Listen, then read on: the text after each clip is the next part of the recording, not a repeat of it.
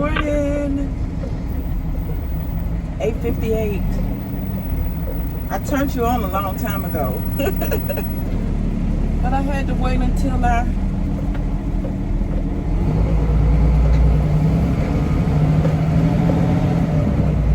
cleared the trees, pulled out the yard, did all of this stuff. You know, I meant to turn you on when I was doing a pre-trip. Sorry about that. I want to go through a pre-trip with you guys and let you see what we do each day. So, if I can remember when I get back in our post-trip, or if I can remember, we'll probably pre-trip earlier on Sunday in the daytime. We're going to leave at night and we'll try to pre-trip earlier so you can see what we do. Pre-trips are real important, you guys, because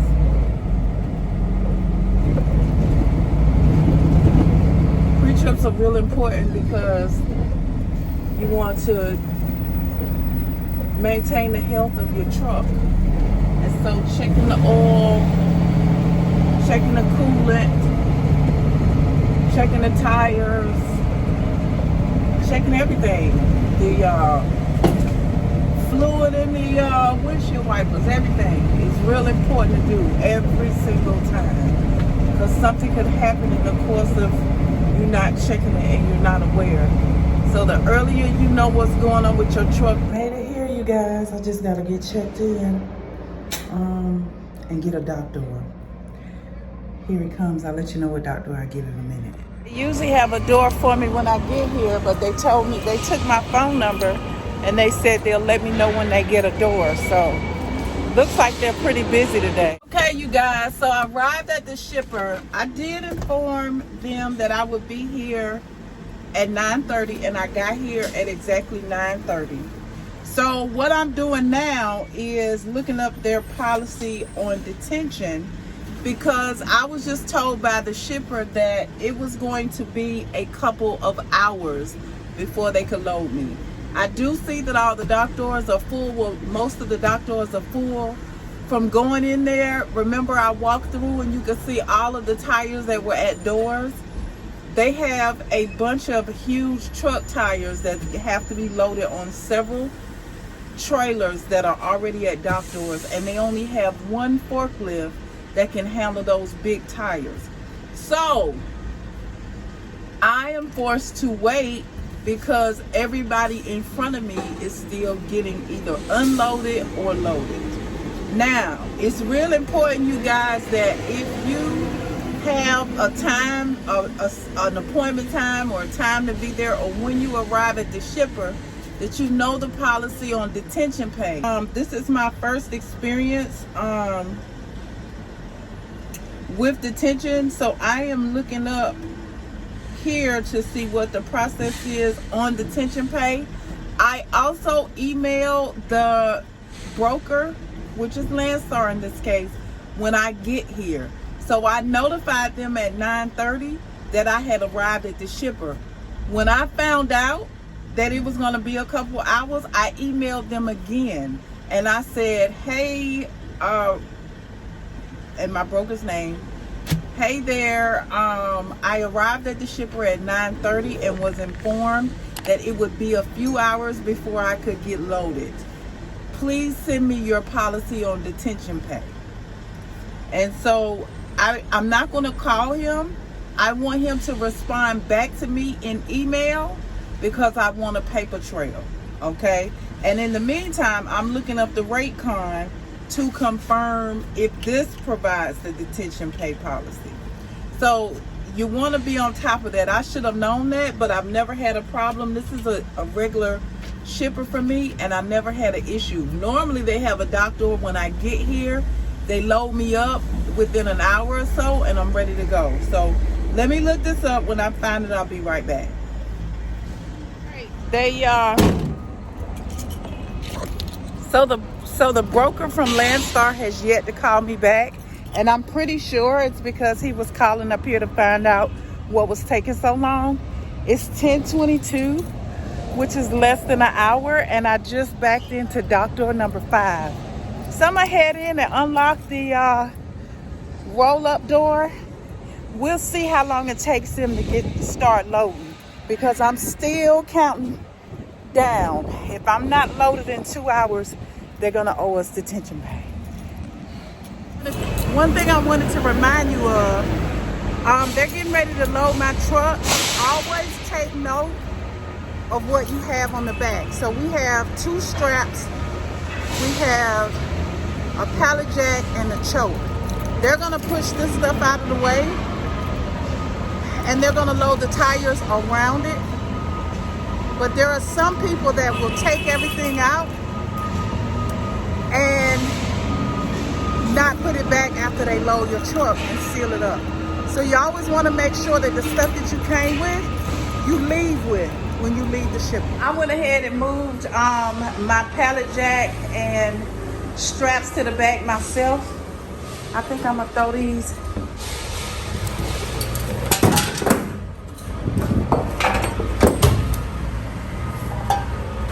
Throw those behind the pallet jack. If they need to move it over in the corner more, they will. I went ahead and moved it over myself so that to take that off their plate and to make sure I know exactly where it should be. I'm going back to the truck now, and what I'm gonna do is, because I forgot to, go ahead and put on the emergency brake. It just feels so funny. I don't like the feeling of the forklift coming in and out of the truck, the way it moves and stuff. You always want to put on your emergency brake when they're loading. But for the most part, I try to stay out of the truck because I don't like the feeling of that, all that movement. If you sat in your truck before while they loaded, you know what I mean. Okay, y'all. I'm sitting on the other side of the truck. The sun is on me over there on the driver's side. So detention policy, I went ahead and called because it's been an hour and I haven't heard from him since. And even though I moved my truck to the dock door, that doesn't mean I'm getting ready to get loaded. So I went ahead and called him, and he had read my email. Maybe he was researching, I don't know. He said the detention policy for this shipper is $25 an hour for every hour past 2. So, which is fine. So I'm gonna have to do some research on what detention pay should be and stuff like that. Like I said, this is my first experience with detention pay. Probably could have got it the time I was here before, and we had to wait some hours, but I really didn't know anything about it at that point. So now I'm on it like a hornet. Anyway, what was I going to say? Oh, one thing that he did tell me, and this is why you build relationships, you guys. He said sometimes the process with detention is you have to send off the paperwork, you have to wait on it to get approved, it could take some time. He did tell me that if I don't take the detention pay from them, just remind him on the next load that he owes me detention, and he would throw something extra on top of whatever we agree on for payment. So it's all about building relationships. It's about building relationships. When you build relationships and you do what you say you're going to do, people will take care of you. So that made me pretty happy that he volunteered that also. Because $25 or $50 is nothing to wait on. How about you, Sam? $25 or $50 is nothing to wait on, right? Like if he's going to take care of me on the next run, then fine. I appreciate it, just as long as you take care of me. I wanted to turn on the camera so you guys could see what I mean about how it's being loaded. And just as I started recording, it stopped. So let's give it a second. See that? See how I'm moving? I think that was him leaving out. So let him go get some more tires. Oh no, he's throwing tires. Hear it?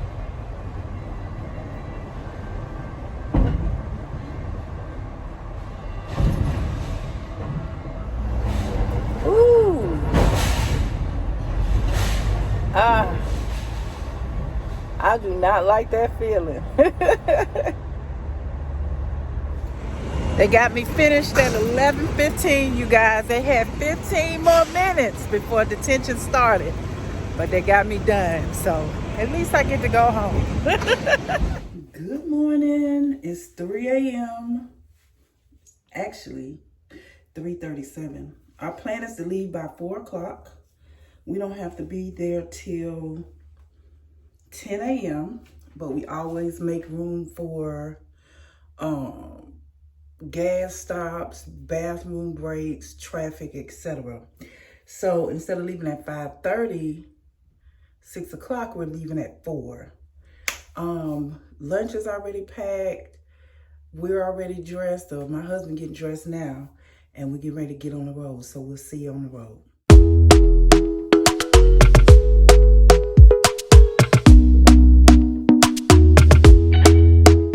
Talk to me nice, talk to me honestly.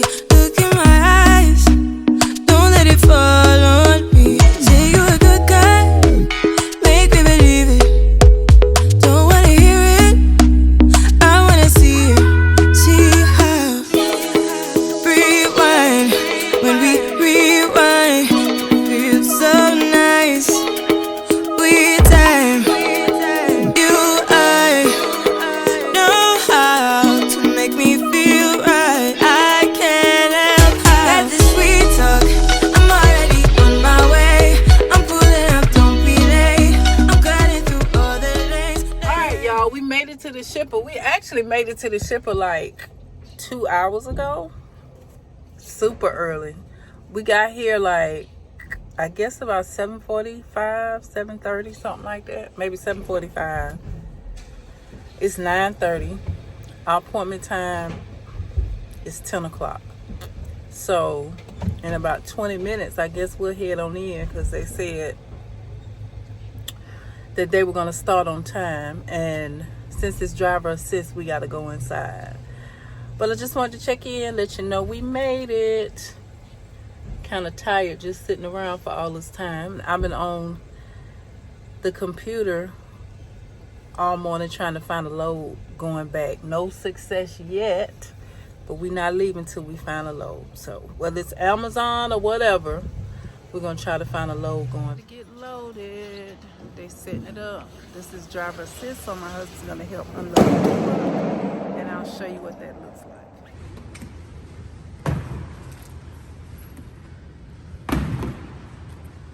Started loading it. They started unloading it without us, without our help. So my husband's supervising back there, but they're doing all the unloading.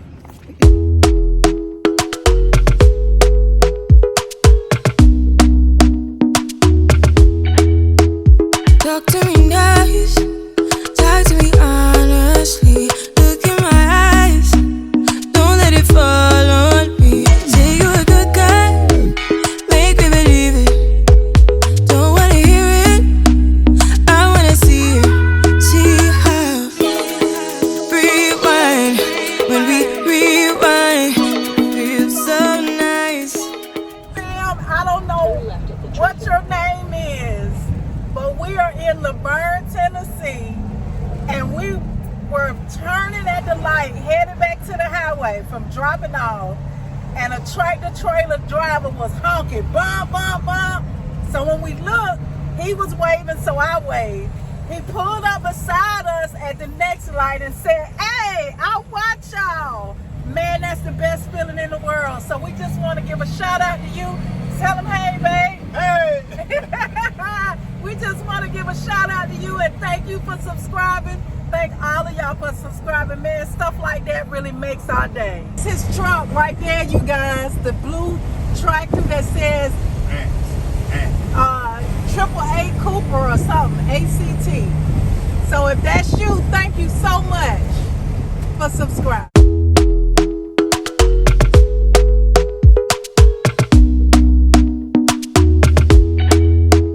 Talk to me nice, talk to me honestly. Look in my eyes, don't let it fall on me. Say you're a good guy, make me believe it.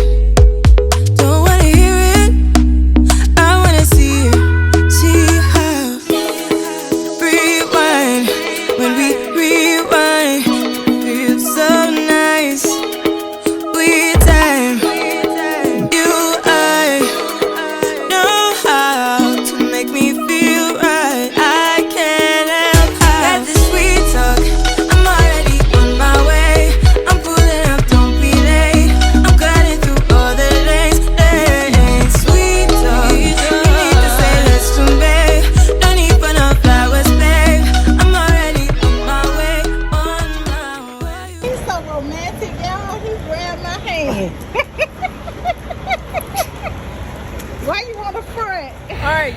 forgot to end the video. We are back in Georgia. We stopped at a truck stop to take a bathroom break. We got about 2 hours left on the clock, and we're like an hour and a half away. But just ending this video, that was 233 miles, paid us $600. I'll put how much that was per mile on the screen. 233 miles for 6 family. I was sitting here editing the video, and I just wanted to speak on something that I know is going to get a lot of comments. So we went 233 miles. It paid $600. That was $2.47 a mile. We didn't have a backhaul, and we decided not to stay and wait on a backhaul because we were missing money sitting there. So that caused us to lose, right? If you take the 600 miles, well, first of all, 233 times 2 is 466.